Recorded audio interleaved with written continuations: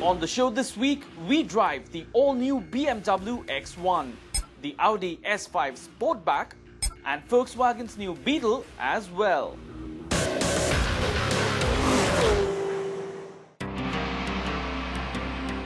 The 2016 Auto Expo is just winding down. All the cars on display are being ready to be shipped to their respective showrooms and factories, all except this one. This is the all-new BMW X1. It's an important car and one that I have been itching to get behind the wheel of. I've got the keys to it and I'm going to be driving it straight off the show floor to bring you the very first review of the new X1 in India.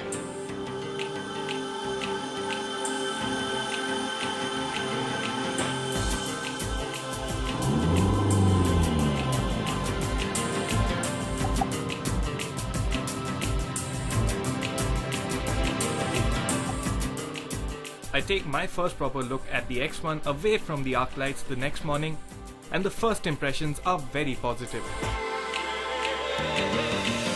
The design of the new X1 is a big departure from the old car.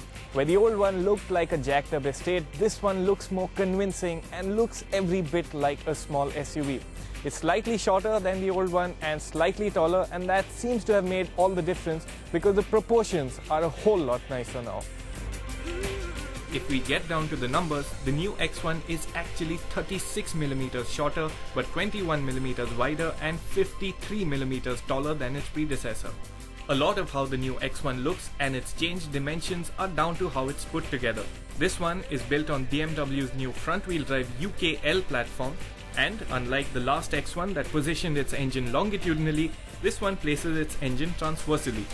The long bonnet look is gone, and what you see is a more cab-forward design. The look is unmistakably BMW with the large kidney grille up front, flanked by shapely headlights with those trademark LED rings. The particular X1 with us is the range-topping M Sport version that gets sportier, more sculpted bumpers, M badging on the flanks, and smart 18-inch wheels. It's also the only X1 that can be had in this racy shade of Estoril blue. At the sides, the X1 manages to look larger than its predecessor, and elements like the mildly flared wheel arches and strong beltline give it a nicer look as well. The rake of the rear windscreen is also more SUV now, and styling at the rear is very modern BMW. The spread out tail lights with their LED elements look particularly attractive. How about the boot? At 505 litres, it's a full 85 litres larger than the old X1s. You also get power fold for the 3 rear seats, which means luggage capacity can be increased to 1550 litres. So, the X1's boot is large, easy to access and really accommodating, but there's one more thing I want to highlight, and that's this little recess. Yes, BMW has been listening to you. You get a proper space saver spare tyre now.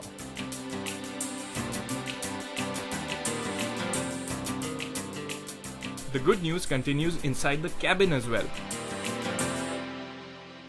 Now, anyone who's been in the old X1 will immediately find themselves sitting a lot higher here, and as a result, visibility is really nice. It's significantly better than the old car. What also helps visibility is that the dashboard is nice and low. The dashboard is typical BMW fare, so it's neat, clean, uncluttered, but it does look a bit too much like the other cars. Cabin quality on the whole is good. There's these nice padded plastics on the dash top, but there are a few areas where the X1 could have been better. For instance, on the door pockets where the plastics are hard and don't feel all that premium. No complaints for this M Sport version's nicely contoured powered front seats though. They look rich and offer great support.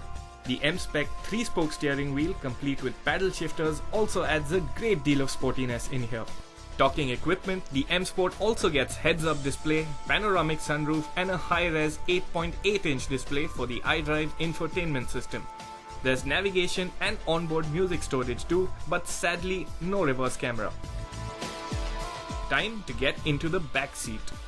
One of the advantages of BMW moving from a rear-wheel drive platform on the old X1 to a front-wheel drive platform on the new X1 is in interior packaging, and that is most evident when you sit in the back seat. As you can tell, there's plenty of knee room, which is something you didn't get in the earlier car, and mind you, the front seat is set to my driving position. There's generous amount of headroom as well, and it just feels a lot larger than the outgoing car. Another point to bring in is the rear seat itself, because it seats you in just the right posture, so you won't feel uncomfortable even after long stints. So it's more spacious and more comfortable, but how is the new X1 to drive? A bit about the mechanicals first. For now, the X1 is available only in diesel form and uses BMW's latest 2-litre 4-cylinder diesel engine.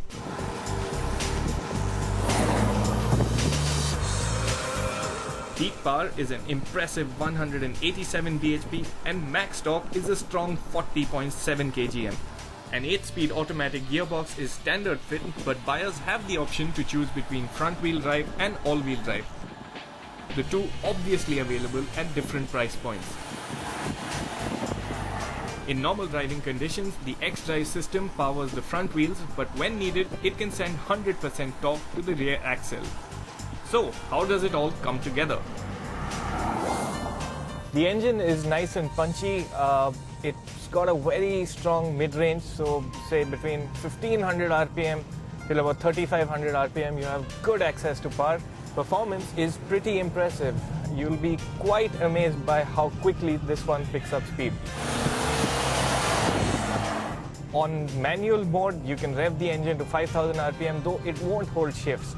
But on its own, the gearbox will upshift at a maximum of 4500 RPM. But given the access of power you have, you won't really complain. The quick shifting gearbox also helps bring the best out of the engine.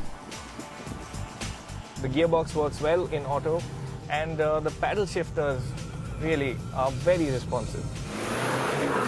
In our preliminary test, the X1 zipped from 0 to 100 kph in 8.6 seconds, which puts it in the same performance bracket as the similar powered Audi Q3 35 TDI. The in-gear timings are also about at par. What further strengthens the X1's case is ride comfort.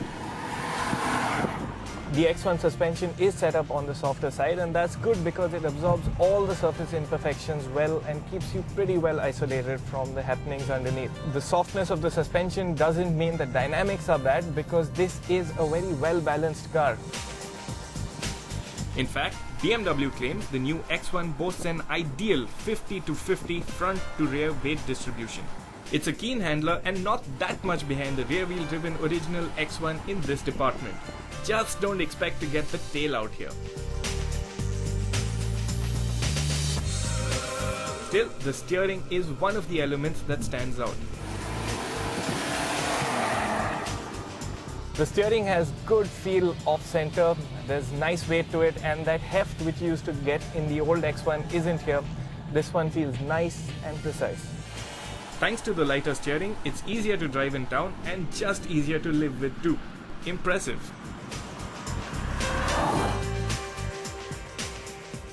The new BMW X1 is quite the package, especially when you see it in light of the old one.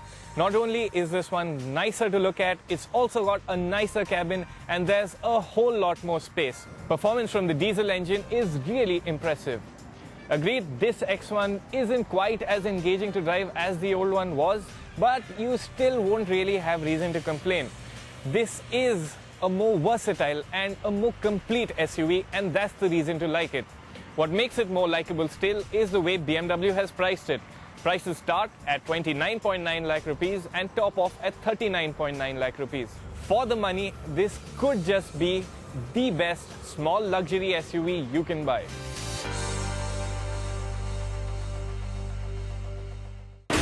Coming up after this break, Audi's fast S5 Sportback and Volkswagen's new Beetle.